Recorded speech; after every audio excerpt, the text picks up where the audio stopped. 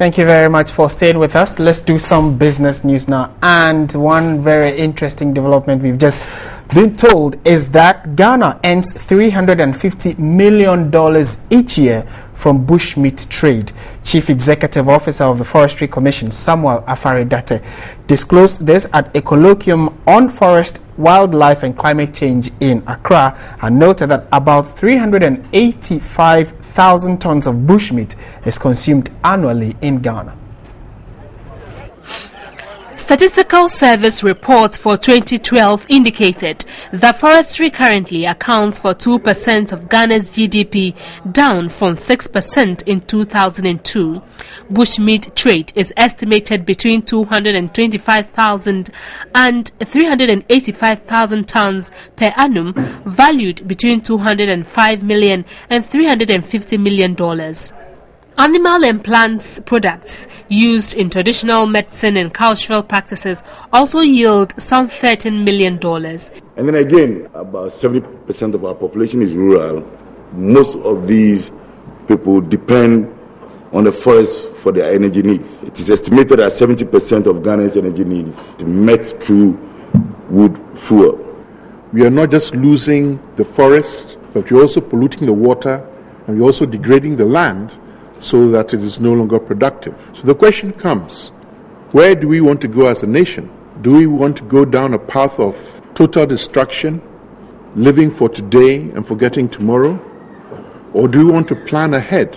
It is estimated that if the rate of desertification and forest degradation is not checked, Ghana would in the next 25 years spend close to $500 million in importing bushmeat. Can you imagine that? $350 million is what we get from bushmeat. And Ebola nearly threatened us.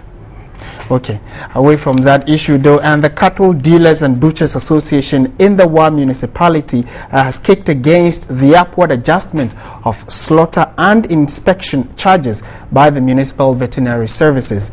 The association maintained it is yet to see the reflection of the earlier payments on improved quality of the services offered by the veterinary services.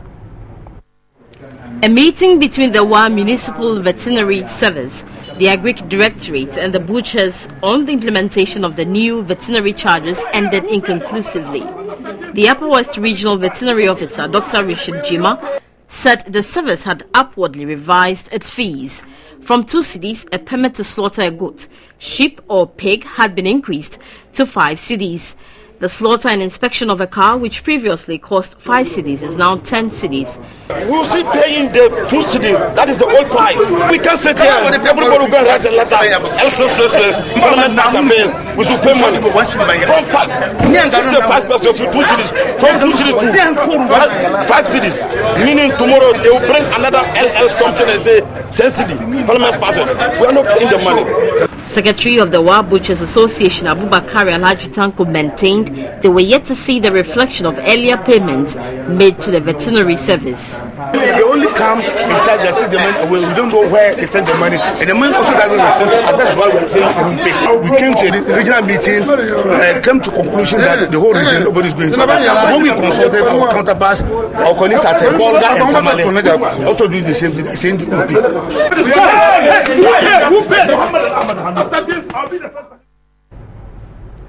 To the banking sector now, and Managing Director of Cow Bank, Frank Edu, says most banks in the country have no choice but to increase their lending rates despite the central bank governor's push for rates to be maintained. Speaking at the Facts Behind the Figures series in Accra, he explained that 100 basis points increase of the policy rate to 22% interest rates have automatically increased, pushing lending rates also higher.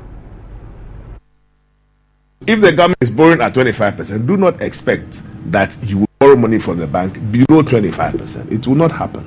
Now, there's also the policy rate. So if the policy rate is going up, why do you think interest rates on the open market will come down? We mirror the effects of the macroeconomic environment. period. Bank Managing Director Frank Edu expressed confidence in the Ghanaian economy despite challenges faced in the energy sector.